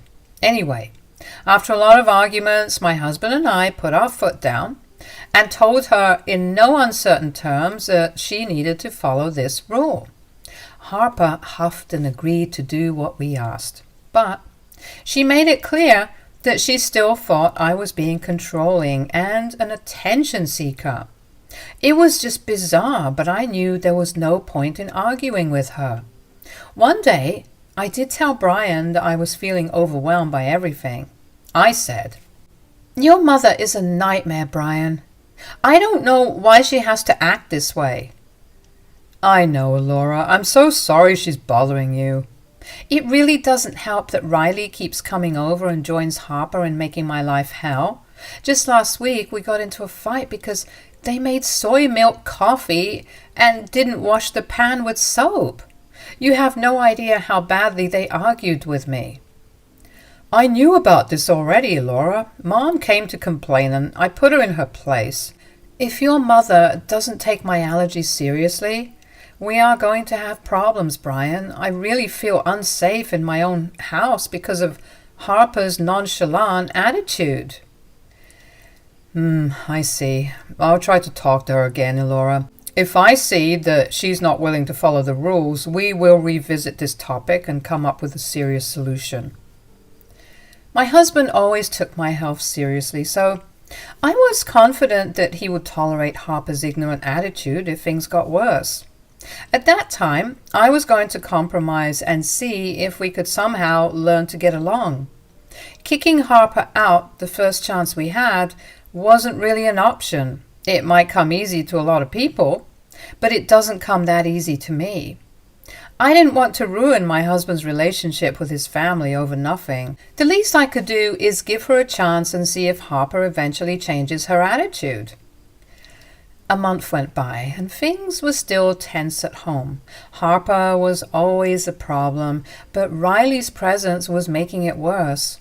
She, despite having allergies herself, also took her mom's side and said that she didn't believe me. I didn't know that a grown woman from the 21st century could be so dumb and uninformed. Again, I didn't feel like arguing with her, so I didn't bother anymore. They had a gala time berating me and insulting me at home when no one was around. I let it be and figured that ignoring them would be the best option. I also made my own food because I knew Harper would be careless since she didn't think my allergies were real. She never bothered to cook for me anyway. So when she suddenly made me food, I was taken aback. I was back home from work and dead tired. I hadn't eaten anything since morning and was dying for some food. I avoided eating out because of my allergies, so my only option was to eat at home. I was dreading making a meal while so tired when my mother-in-law came into the kitchen and said that she had made me food. She said, "I made you some soup, Laura. I thought you would be tired today, so I made you something to eat."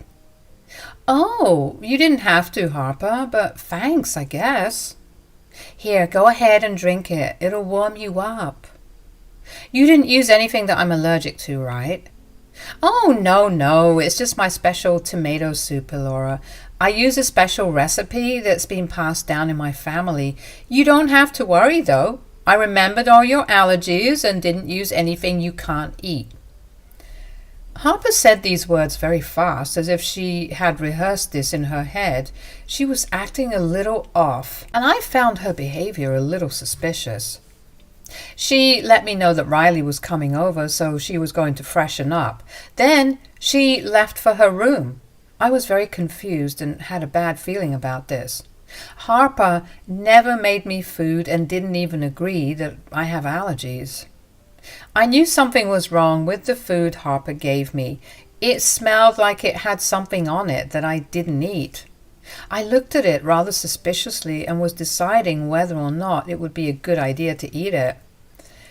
My gut told me that this food shouldn't be in my stomach at all, so I sat there in silence and looked at my food like it was out to get me. It sure looked delicious, but I was very hesitant to even have a taste. While I was suspiciously eyeing the food, Riley came into the dining room. She took one look at the food and said, "Hey, what's that? What are you eating? Where did you get that?" "Your mother made this for me, Riley. It's soup, as you can see." "That looks delicious. Are you sure she made this for you? She never cooks you anything. You must be lying." "Yes, she is the one who made this for me." "I don't see any more soup on the counter. Mom must have saved this portion for me, and you decided to steal it." "Why would I do that, Riley? You know I can't eat everything that your mom cooks because of my allergies." "Don't start that again, Elora. Everyone knows that you're just faking your allergies. No one can have so many allergies. Just admit that you stole my portion of the soup." "You can believe what you may, Riley. The truth is that your mother gave me this soup because I was hungry and tired from work. But if you think I'm lying and stealing your portion, you can have this. Yes, I'm going to take this food away from you because it should belong to me. You don't deserve such a delicious meal anyway." "By all means, Riley, go ahead and take it." I decided to give away the food to Riley because she was being sassy again. She apparently believed that this soup was meant for her and I was stealing it. She didn't hesitate to take up my offer when I said that she could have it. I guess she found this soup to look too delicious too. Since I was already having trouble deciding if I should eat it, I gave it away to her. I happily passed the bowl to Riley, who sat down and started to drink it in one go. She was satisfied to have the delicious-looking food taken away from me. I just sat there and watched her eat it, trying to understand if I was the only one who found the food suspicious. Riley was drinking the soup and had finished half the bowl fairly soon. I thought that maybe nothing was wrong with the soup, but in a few moments I saw Riley start to stop eating and look a little stunned. She looked at me and back at the soup in panic. I also noticed that she was turning red. She tried to speak but couldn't talk. I immediately knew what was happening and my eyes went wide at the realization. I immediately called 911 and then my mother-in-law. When Harper came into the kitchen, she looked shocked to see her own daughter choking up.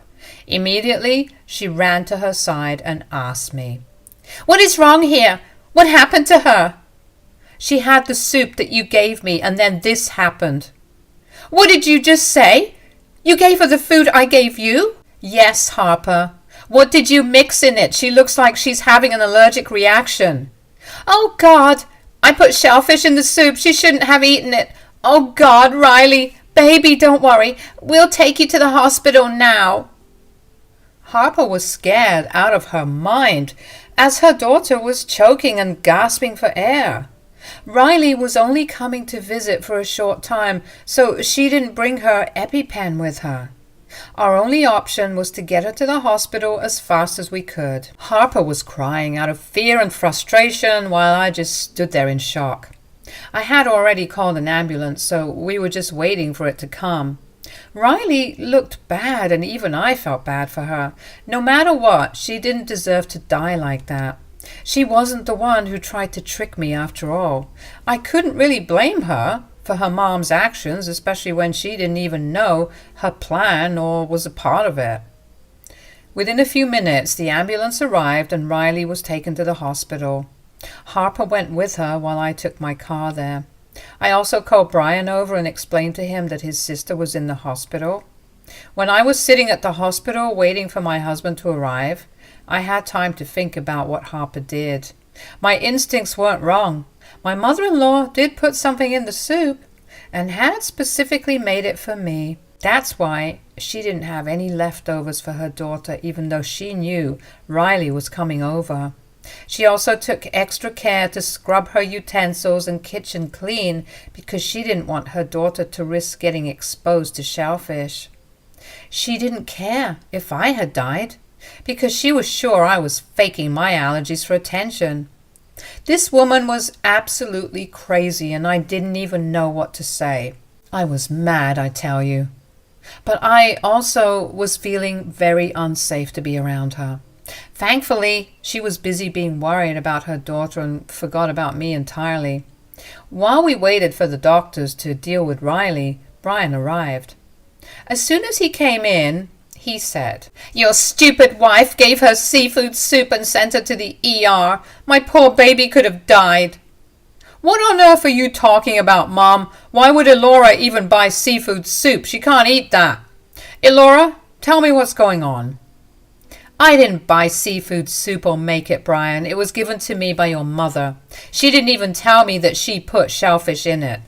What? Why would you do that, Mom? You know my wife is allergic to seafood. I thought she was just lying. I was trying to test her to prove that she's lying about her allergies. What did you say? You tried to test my wife's allergies? What is wrong with you, Mom? Why on earth would you do something like that?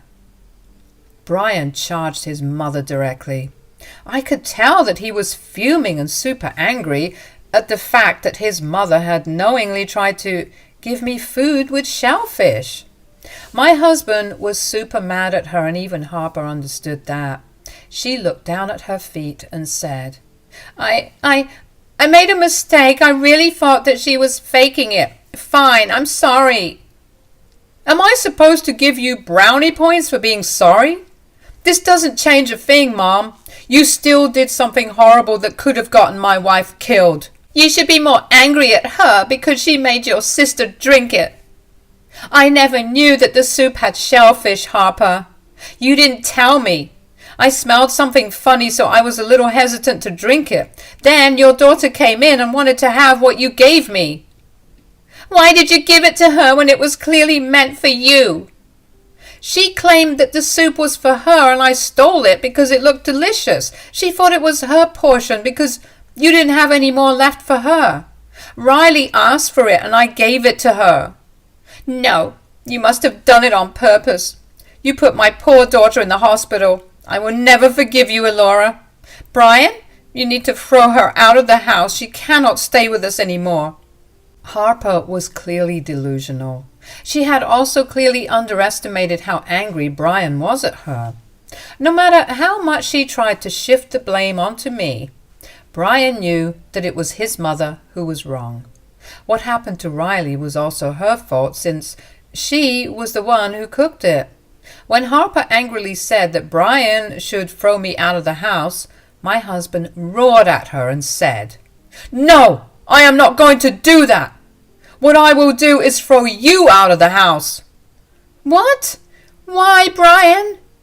You tried to poison my wife by knowingly giving her food with shellfish, Mom. If Riley hadn't demanded to have the food for herself, my wife would be in that hospital bed now. Or maybe I could have proven that she was lying to us all. I can't believe you would still harp on about this, Mom. What is wrong with you? I'm done with you. You will apologize to my wife right now for what you did. No, absolutely not. I only had good intentions. But she is the one who intentionally sent my daughter to the hospital. You are the only one responsible for what happened to your daughter, Harper. Don't try to avoid the blame and make me a bad guy. She's right, Mom. You are the only one to blame for what happened with Riley. As for your real intention, well, you will pay for that too. I meant what I said, Mom. You need to find somewhere else because I will not house you anymore. My mother-in-law started to cry when Brian told her that she needed to leave. Harper begged my husband to forgive her and said that she would never try to do this again. When he made it clear that she wasn't being forgiven, she started to yell at me and said that this was all my plan to make Brian throw her out of the house. She started to make a scene at the hospital and even accused me of poisoning my husband against her. Things got so heated that she was removed from the hospital and told to come back only when she was stable. My husband and I stayed at the hospital till Riley's husband came to see her. She was doing fine and was released that very day.